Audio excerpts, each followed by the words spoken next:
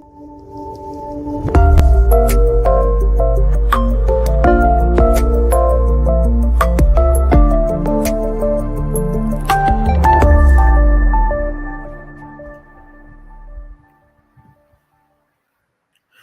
evening, all our professional colleagues, friends of the Institute of Chartered Accountants of Nigeria, our students, ladies and gentlemen. It gives me great pleasure to welcome you to another episode of ICAN on Air. Today, Thursday, the 19th day of January, 2023. It's been a wonderful time starting the year, and I want to believe we've been meeting with some of your request as regard increase in your knowledge base as we come every Tuesday and Thursday. Today, we have come with a topic that we believe we need to have an in-depth knowledge of, and that is CAMA 2020 and the treatment of the shareholders fund. And to do justice to this today is Dr. Femi Ogunlade. Dr. Femi Ogunlade was called to the Nigerian bar in 1999. He obtained his master's degree in law from the Obafemi Awolowo University in Ile-Ife in 2021, and later obtained his doctorate degree in law in 2015, specializing in corporate governance. He was a university lecturer for several years and later worked with the Corporate Affairs Commission in Compliance and Litigation Department for 15 years. Currently, the principal partner of Cutting Edge Partners LP, a firm of legal consultants based in Abuja. He is a fellow of the Institute of Chartered Secretary and Administration, ICAN, and associate member of Business Rescue Insolvency Practitioner Association of Nigeria, BRIPAN. He is a prolific writer and a researcher. That is our guest today that will be doing justice to our topic. But before I go to a short break, let me remind you that the platform is open to every of our members, our friends, to come promote your goods and services. And I can tell you that we have the global viewers that will patronize you even as we continue. One thing I can tell you is that the Institute is positioned in such a way to make sure that our members have the best across board. Without wasting our time, let me quickly go on a very small commercial. And when I'll be coming in, I will come in with our guest as we do justice to the topic of today. Please get your pen ready and stay tuned as we increase the knowledge base that we have today. I'll be right back.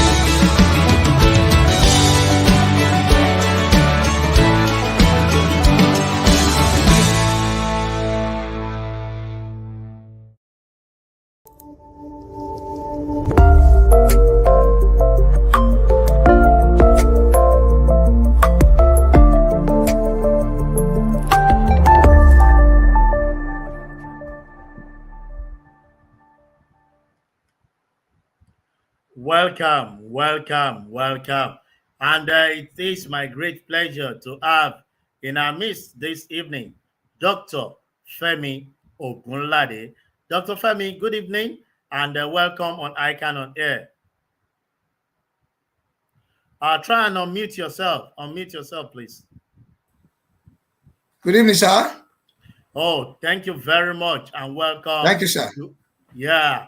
Without wasting our time, we will be discussing CAMA 2020 and the Shareholders Fund.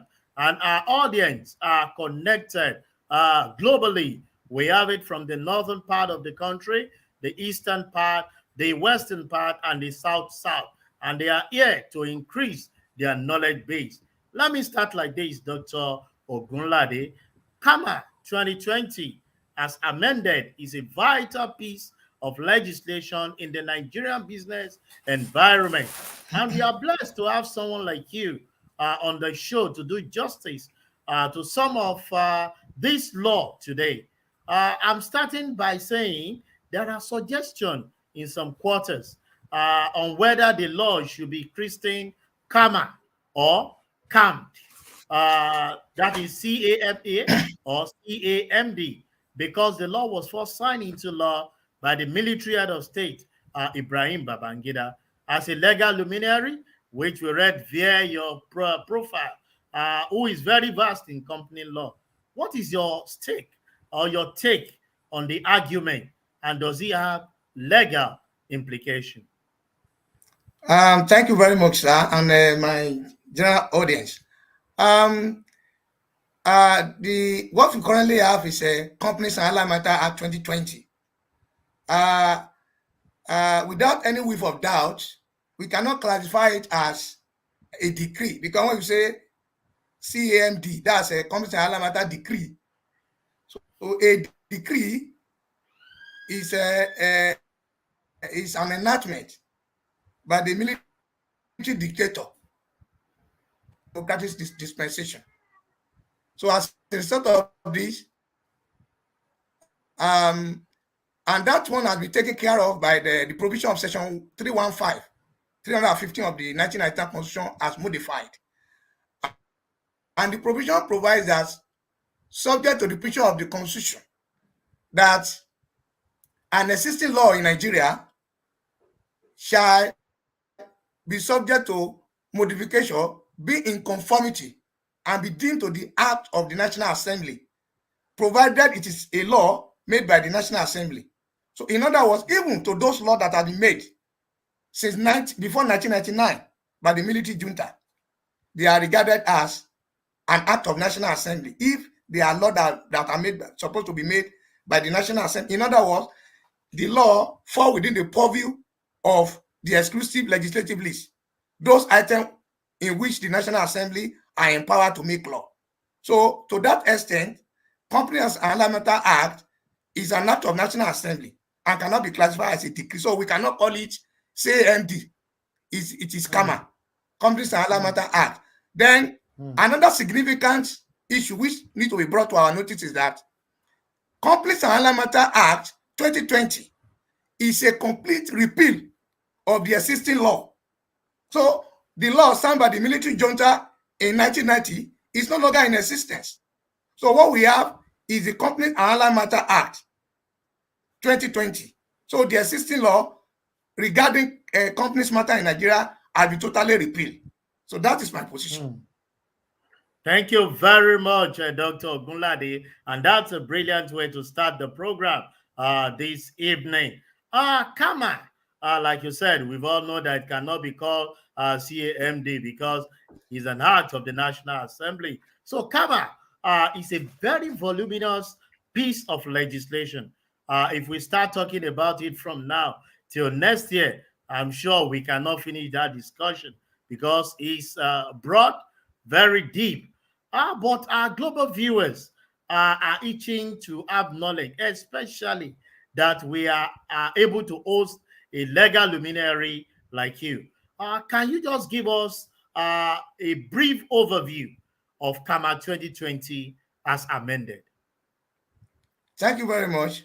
As you may be aware, the Companies and Allied Matter Act 2020 was signed into law by Mr. President on the 7th of August 2020. That is 30 years after the existence of the old act.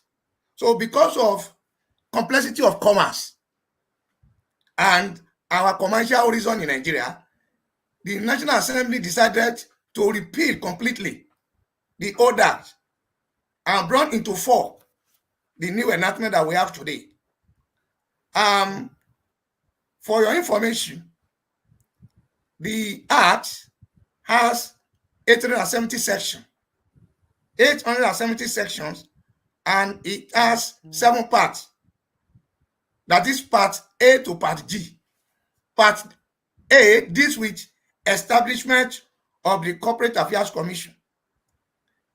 That is the regulatory body saddled with registration and management of companies in Nigeria.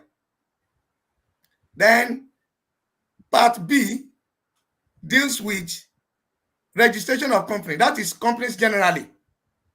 It deals with companies generally, and this is the biggest part of the legislation.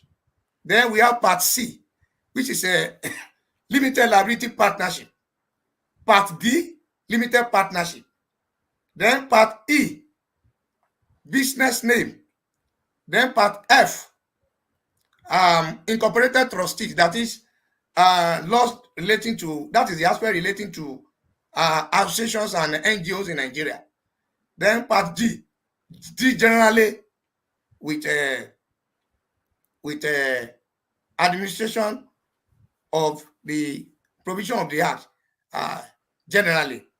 For the purpose of our audience, I just want to say a few things. The thrust of the legislation per se is to promote ease of doing business. What do I mean by this? It has enabled particularly people in a small scale industry to establish their businesses, or register their businesses seamlessly. Before now, before the enactment of the current legislation, a single person cannot form a private company, but today it is now possible. So you can establish a company and have a single director and have a single shareholder, but the issue is that it has to be a private company. In other words, or put differently, a public company cannot have a single shareholder. It's not possible. Then beyond this, it is also possible for a private company now, under the current act, to dispense with the issue of appointment of secretary. So a private company, small company, for instance, a small company does not need to have a secretary, company secretary. So also, issue of auditing, financial reporting is not compulsory for a small company. It's not compulsory for a small company. Then also beyond this, the current act has made significant impacts in terms of the membership composition of the Corporate Affairs Commission, that is, the board. Okay. Until now, the Institute of National Institute of Secretary and Administrator of Nigeria was not a member of the board of the commission. Initially, when the decree was made in 1990, ICAN was a member, but along the line it was omitted in 1990 when the decree was amended by the military junta, but it has been restored. So also, we have Ministry of Finance now. Ministry of Finance has also been included as a member of a board of the Corporate Affairs Commission.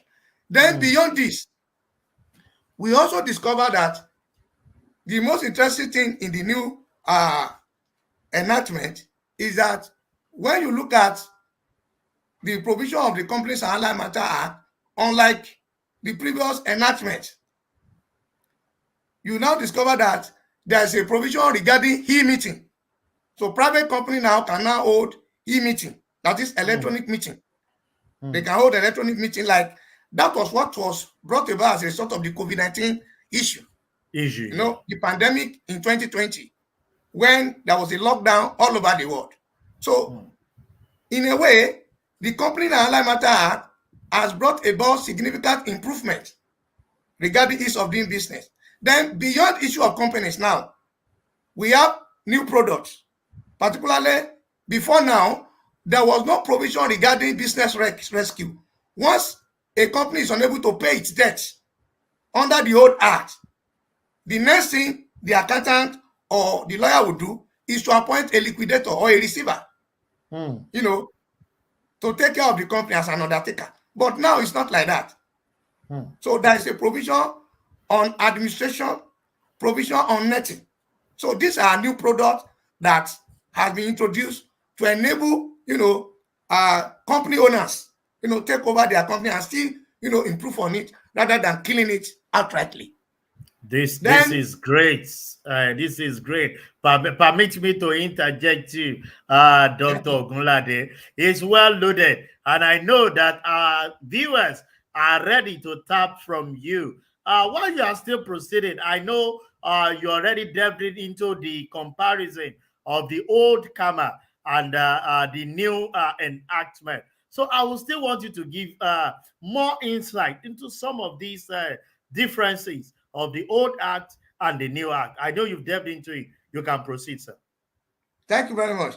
Now, before now, apart from issue of companies under incorporated trustees, that is the NGO, non-governmental organization, a not-for-profit association. Before now, it is practically impossible for association to merge. So, if you have, for instance, Rescue Nigeria Initiative as an association, and you have another association like Promoting Nigeria Initiative, for instance, the two associations can pass a resolution to come together as one. That is a new innovation. So, in other words, until now, association cannot be joined together. So, even though they have similar objectives, which was allowed under the old company, and that there was issue what we call, in general term, arrangement.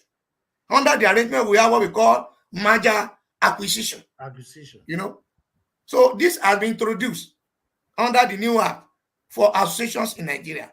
Then also beyond this, association now, apart from the issue of merger, if association does not want to exist, the provision regarding its winding up, is now seamless. Unlike the old act, there's no, clear-cut guideline. And fortunately enough, Corporate Affairs Commission has been able to bring out guidelines on how to go about, some of these provisions. Then another innovation, which is very critical in our existence, as a nation regarding commerce and industrialization, is that under the new regime, there's what we call APC, Administrative Proceeding Committee. So this particular provision enables the commission to intervene where there are issues regarding operation of the company's allied matter. For instance, if there are disputes among shareholders or directors of a company, under Section 851, the law requires the owners of the company, the disputant, to approach the commission before going to court to submit the dispute before the commission, before Administrative Proceeding Committee. An Administrative Proceeding Committee has the Registrar General as the chairman and some directors in the operation department, of the commission, and a member from the Ministry of Commerce, So the import of establishing Administrative Proceeding Committee is likely to what we have with SEC, that is the SEC tribunal. So in other words, instead of overflooding the court with cases, now you can easily approach the Administrative Proceeding Committee for settlement of dispute. And luckily enough and interestingly, there is a timeline within which the committee can make a decision, within 30 days to those people that are submitted, that is both the plaintiff and the defendant, that are submitted their dispute for adjudication. And what members of the public do not know is that the decision of the commission on this dispute is not final. It's not final because there are a lot of issues that have been raised.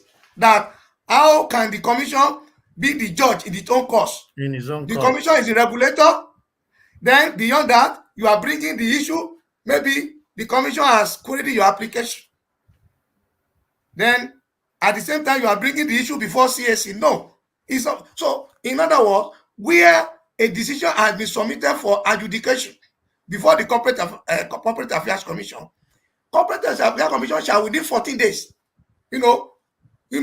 submit its decision to the minister who will approve the decision. So the final decision does not lie in CAC. With CAC. It does not lie with CAC.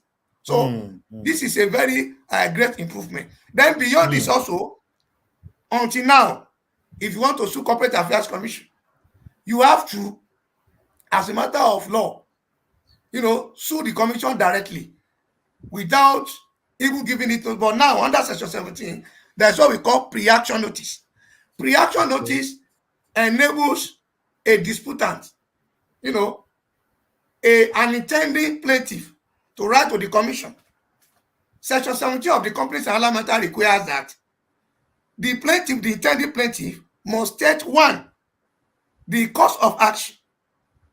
The cause of action may include that the commission has declined to register a name is submitted for registration, for instance, assuming without conceding to that.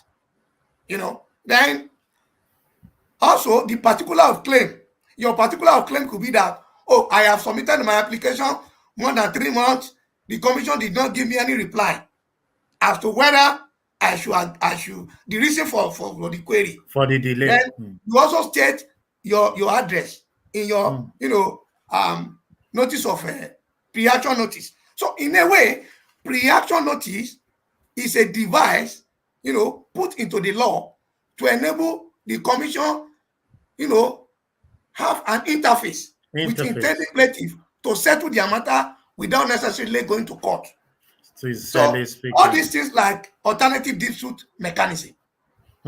Sincerely speaking, Dr. Ogunlade, thank you. You've given a deep insight into the old CAMA and the new CAMA, and I can tell you for free, members are actually tapping, and we can see there is a complete shift to actually support the reason for the change, which is ease of doing business and also delaying in the dispute that we need to talk about. Like we keep saying, it's an interactive session between us and our audience. And I want our audience to start bringing in their question, of which I would definitely fall into and ask our guest, who is fully prepared to do justice to our topic of today. Dr. Ogunlade, before I pick up on the question of Bello, I want to say this, that though you are not an accountant, but when there are infractions in financial reporting which require legal solution, lawyers are always involved. And you in particular, because you are familiar with CAMA, you are able to speak to this issue. We note that there are existing companies with authorized share capital that have not been fully issued and have been showing this in their financial. How then will such company report their share capital after the CAMA amendment has been signed into law? Are companies given timeline to exhaust the unissued share in their portfolio? Yes, definitely.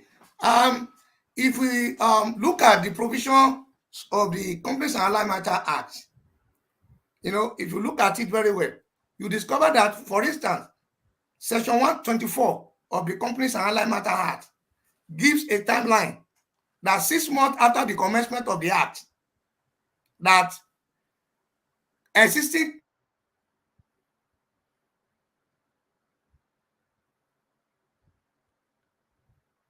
shall issue their share, within 6 months. Now, like I said initially, the law was signed into law, on the 7th of August, 2020. But one of the lacuna in the law was that commencement date was not inserted into the law. Usually when commencement date is not inserted into any law, it's deemed to commence immediately under the Interpretation Act.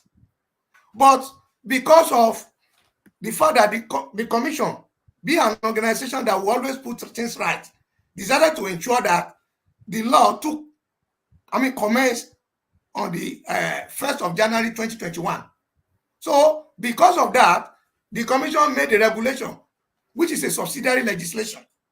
The commission made a regulation, which is a subsidiary legislation, that to the extent that as from that the 6 month shall end on the 30th of June 2021, which is regulation 13.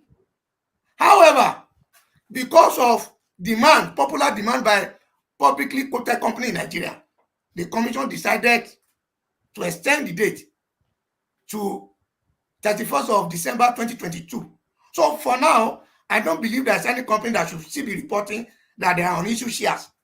And that one should have been taken care of by a serious company secretary of a company. That is my belief.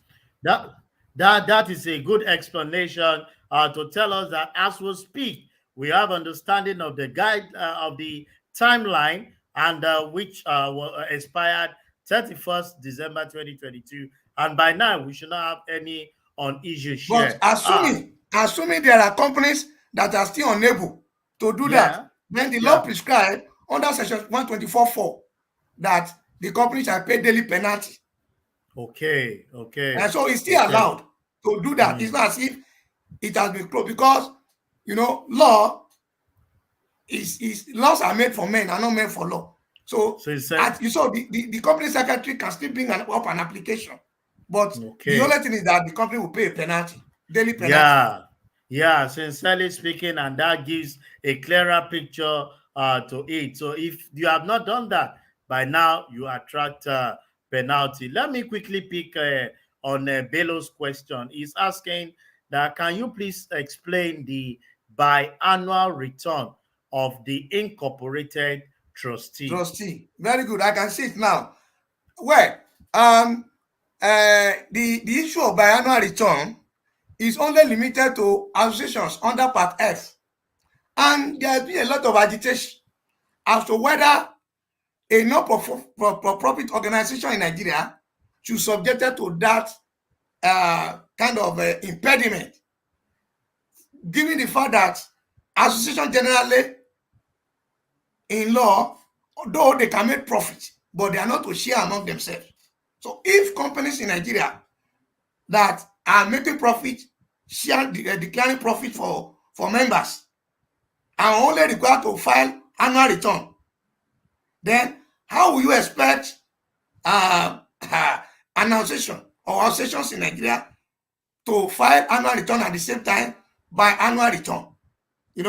Now this is one of the lacuna in the law. So I expect that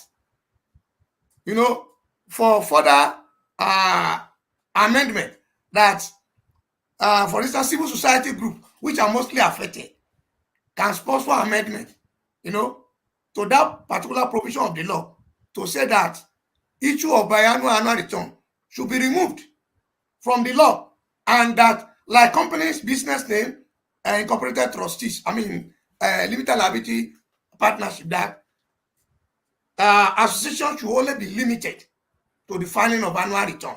So biannual statement of affairs shows that the company will file between January and June, and between June and December. So twice in a year. And the company will also still be required to file annual return. So to me, this is a double jeopardy. Then you ask me again, what is the essence of filing annual return? Basically, annual return is required to be filed by companies, business name, incorporated trustee, and other entity under CAMA, in order to know their position. In other words, those that have been removed from the company, association, business name, within a period, which is usually after the order of AGM, and those people that have been admitted. So just to know the state of affairs. That is the import. That's the importance of it. That is the essence. Not for CSC to make money. And CSC has been encouraging entities to file, So okay, while we have done justice to Bello's question, let me take Fagbola's question all the way from the ancient city of Ibadan. He's asking, what are the clauses that may warrant imposition of restriction on share issuance? Well, what may warrant imposition of restriction on shares issuance can be many. One, for instance, before you issue shares, majority of our people, they don't have in-depth knowledge of issuing of shares. For instance, you must, determine whether who is the owner of the share. For instance, let me give you an insight. If, for instance, shares belong to a particular person. Okay, let me begin by this. Shares can be acquired through many means. For instance, it can be through allotment. You understand me now? It can be through transfer. It can be through transmission. Now, issuing share, usually it is when the company has just been formed. You issue share to individual, what do they call them? The people that form the company. Okay, like the owners. The owners of the company. You understand me now? You issue to them. Now, transmission of share occurs where the owner of the share is dead, a deceased owner. You understand me now? Now, where transfer of shares can be among either the existing shareholder or outsiders. You understand me now? So, subscription to share is usually for those that form the company. You understand me now? Now, the issue, the problem, what we place restriction on it is that, for instance, if the owner of the share, for instance, does not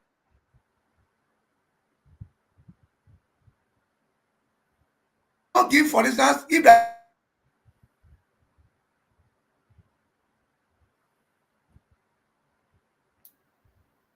does not, hello, I'm with you. You can flow on, sir. There seems to be a little interference. Continue. Yes, thank you. If, for instance, the owner of the company, in his will, he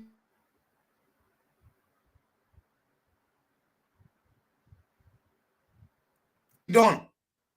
You understand me now? Can you hear me?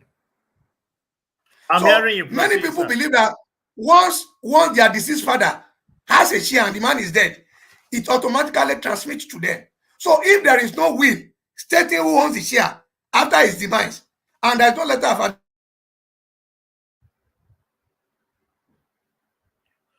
okay, Dr. Ogunlade, let me just quickly interject you there because of the little glitch that we are having from the internet.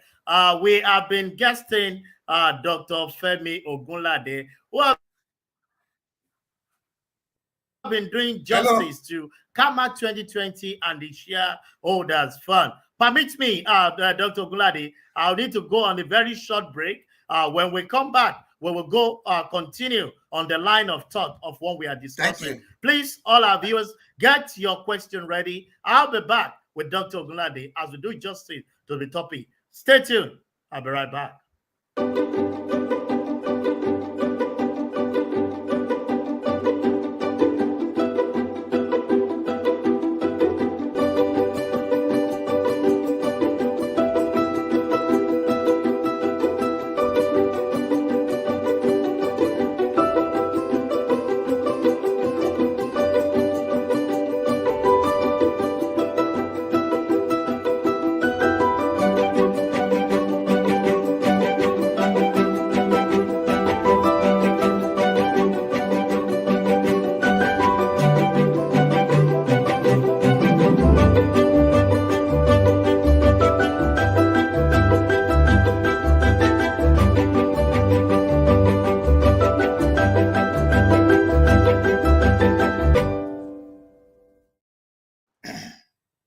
Welcome back, welcome back, welcome back. And I've been doing guesting Dr. Femi Ogunlade, who have actually been dissecting and taking it one after the other issue surrounding CAMA 2020 and shareholders fund. In 1 minute, let me allow you round up your thoughts on what you're discussing on the issue of things that obstruct issue of Yeah. shares. Another restriction could be that if there's no proper instrument of transfer, so it could be a big encumbrance on it. So there must be proper instrument of transfer. In other words, the instrument transferring the share from transferor to transferee must be very, very clear. These are some of the restrictions that can be identified immediately now. Brilliant one, and I want to believe that Fagbola has picked up doing justice to it. Let me proceed with this, Dr. Ogunlade. It appears that Section 124 of the CAMA is a section dedicated to shareholders fund. Can you run us through the basic challenges being faced by companies regarding the provision of this section, and what are the ways out of these challenges? Thank you very much. Like I did say initially, that Section 124 allows the owners of existing company to issue their own issue share, and that the cutoff date was December 2020, 2022. Yeah. However, the basic issue is that if a company, for instance, a public company, has unissued shares, the basic problem will be what are the options that the company should follow? Is it to cancel the unissued shares? Then if the company is not going to cancellation, because if the company wants to go through cancellation, there are two options. The first option is for the company to go to court to cancel it, but this is not compulsory. So the company may just pass a resolution, to cancel the share at its general meeting, and it will be submitted to the Corporate Affairs Commission for filing. Then the other issue is to do right issue to the existing members of the company of the unissued shares. The company can go through that route. For instance, if a company has a 1 billion share and it has only allotted 500 million naira share, so the remaining 500 million may be, reallotted among the shareholders, existing shareholders. That is another option.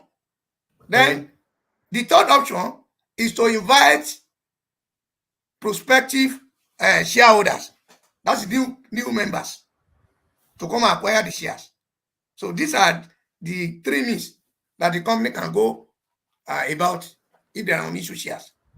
Brilliant, and thank you very much, Dr. Ogunlade. This question I'm about to ask, when I was reading through your profile, I saw that you lectured for several years. So this might require you taking us back to class, those things you were doing before you become the bigger boys as a principal partner, like we say. Can you give us the differences between shareholders fund and shareholders equity, and how they are being treated?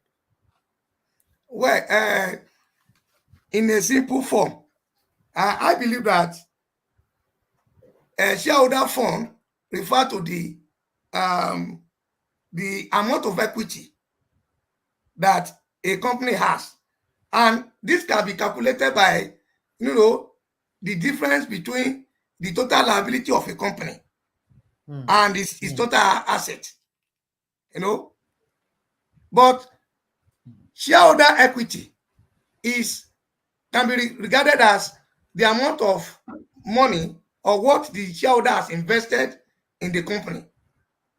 So they are not the same. They are not the same. They are not the same. Yeah. So that is the way I can put it. I am not an accountant. That is the way I can put it. Of course, as a lawyer, you have actually put it. When I hear asset liability, you're already speaking a language. And like I said, Lawyers are our friend and we are their friend. Thank you When very much, sir. we have a way of synergizing to make sure Thank that you. things flow. Let me Thank you. quickly pick on Badmo's question.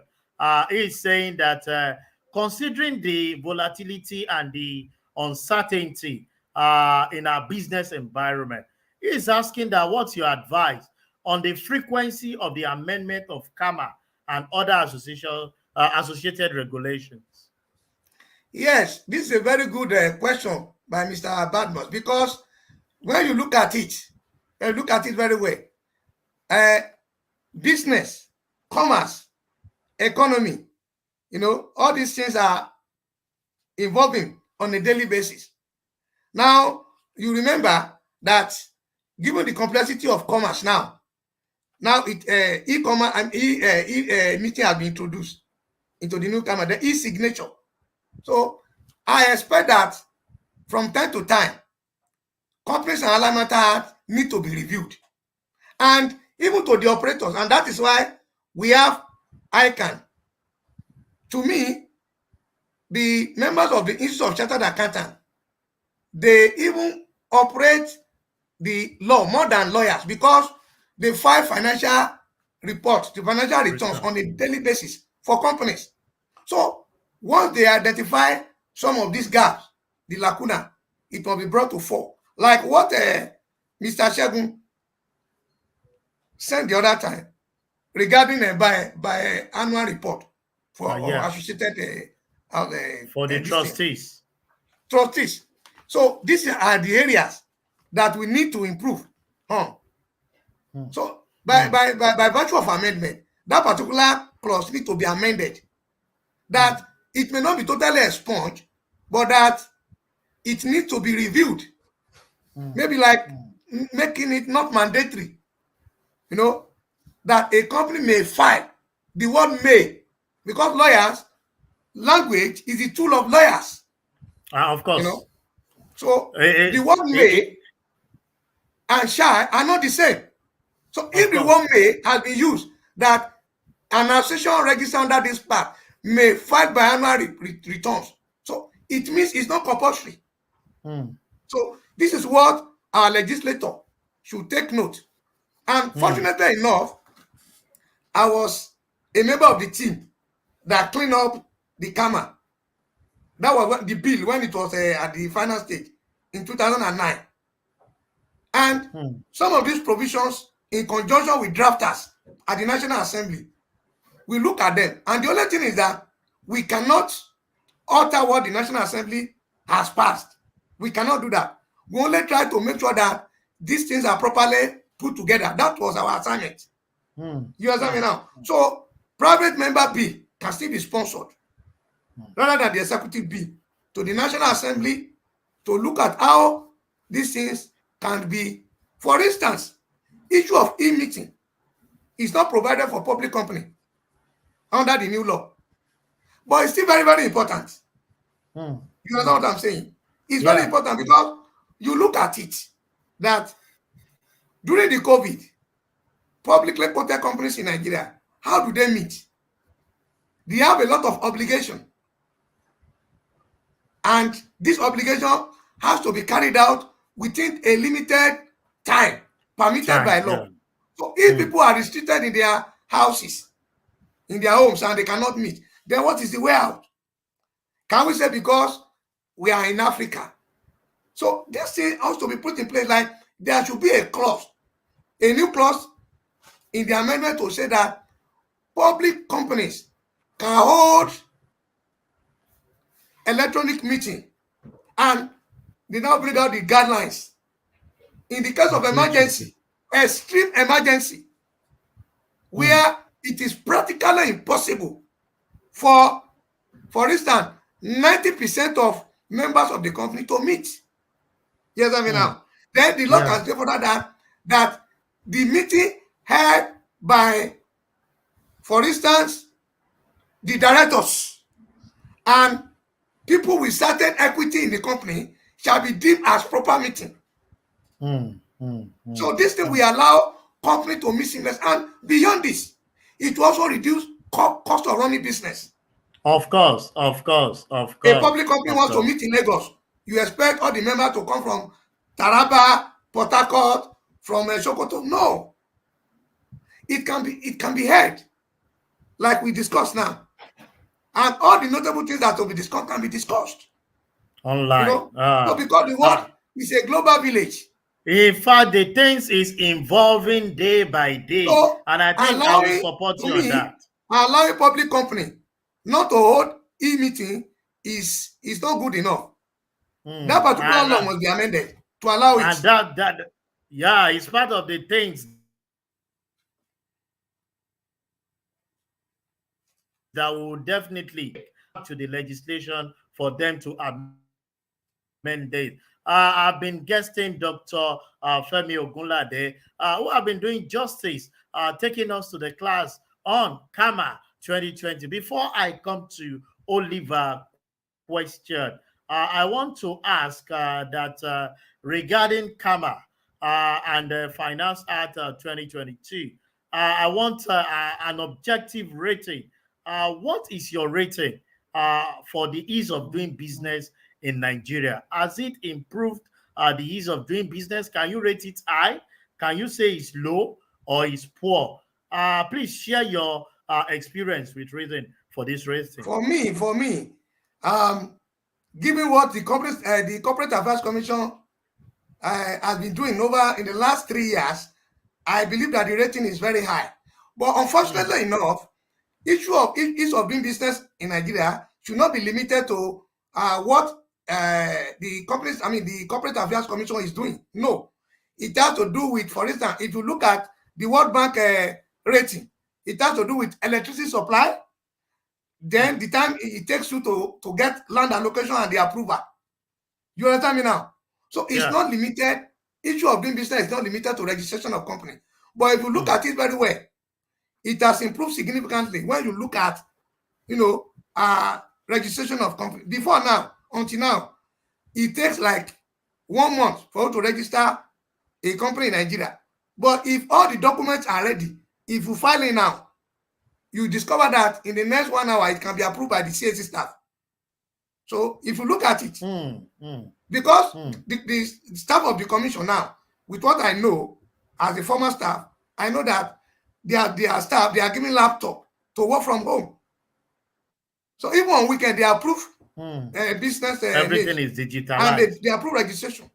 So when you look at that, vis-a-vis what was obtainable in the past, you discover that there's a significant improvement.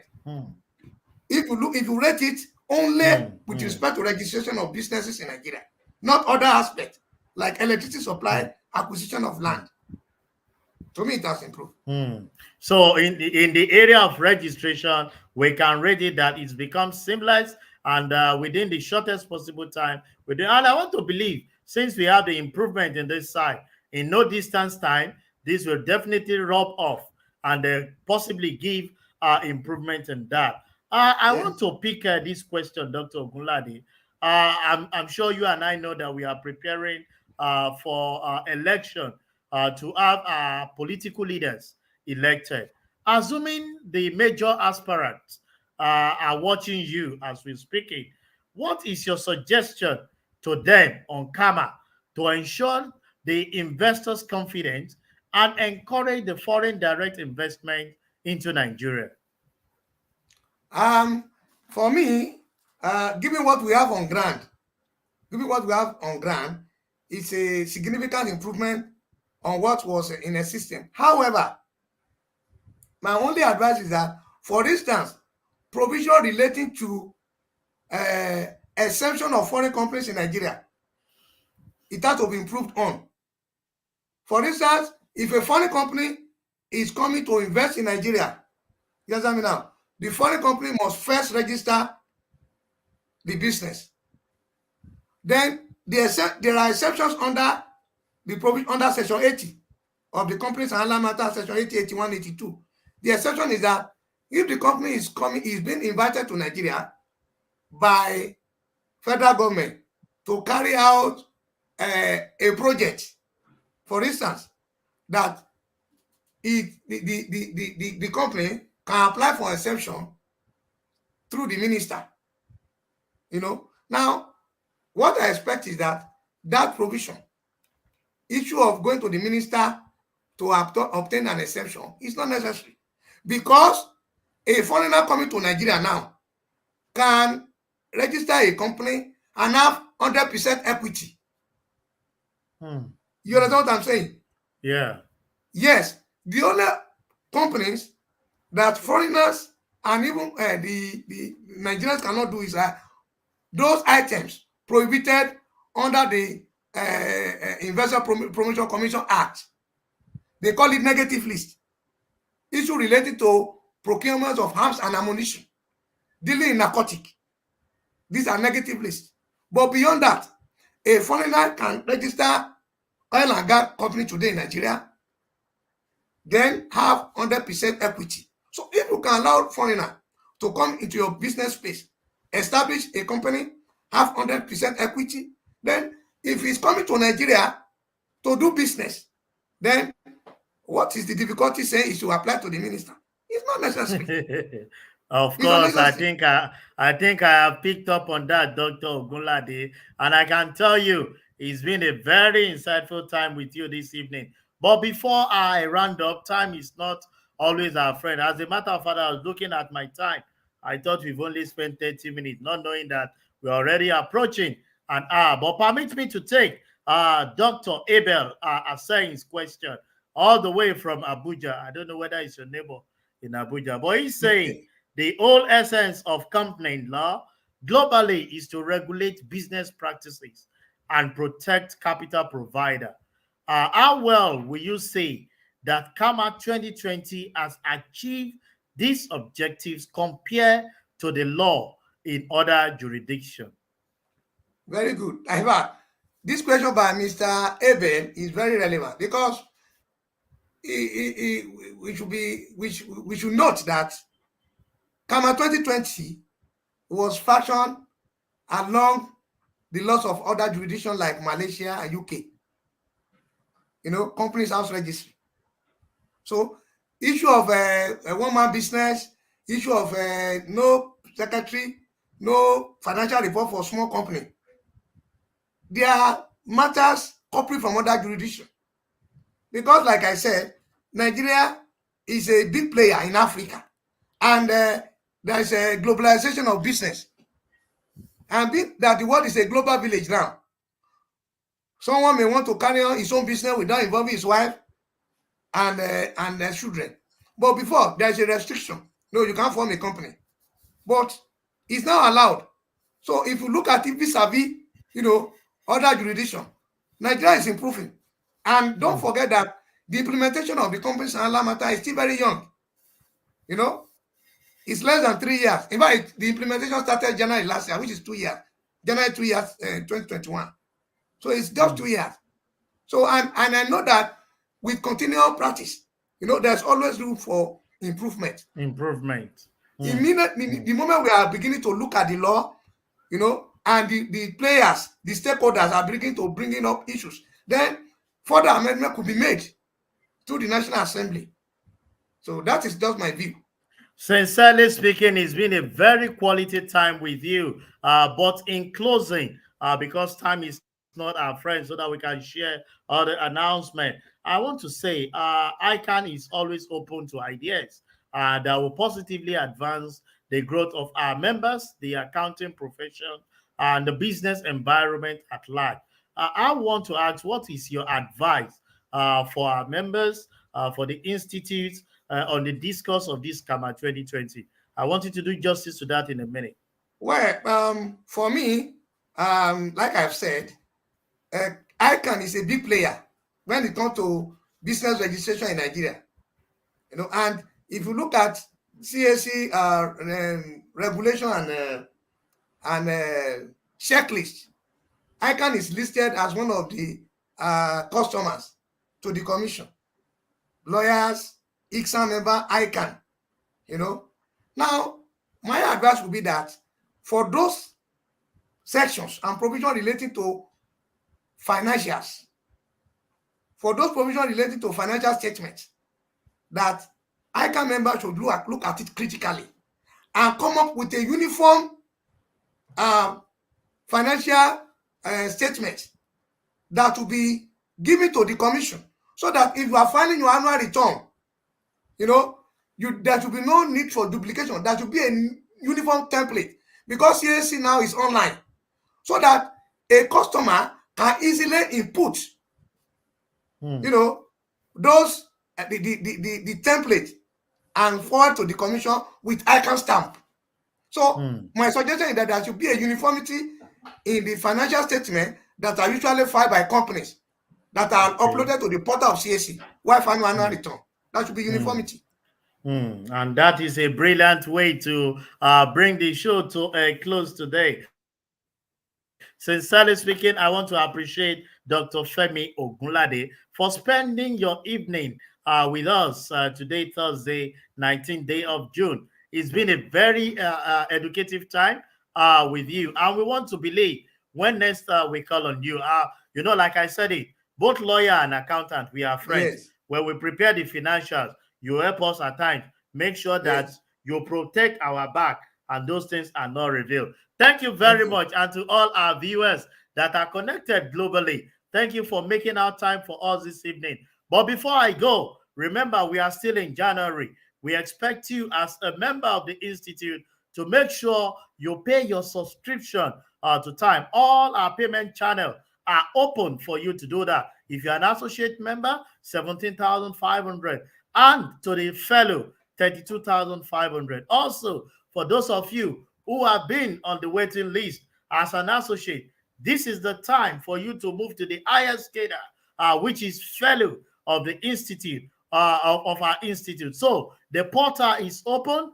Try as much as possible to go online, do your registration, and be ready for the conferment to be carried out by the 58th president of our great institute. On behalf of the 58th president of our great institute, Malam Tijani Musa Isa, FCA, the registrar chief executive, the editorial board under the chairmanship of Mr. Shewande Rene, we want to say thank you for sharing your evening with us. Be rest assured that we will be back on Tuesday to give you another insightful topic with a guest that is fully prepared to dish it out for you. On that note, please stay cool during this holiday, during this weekend, and make sure you give out your best. I remain your host, CA Olusesan Okwade, FCA. Till I hook up with you again next week, Tuesday, remain blessed and bye for now.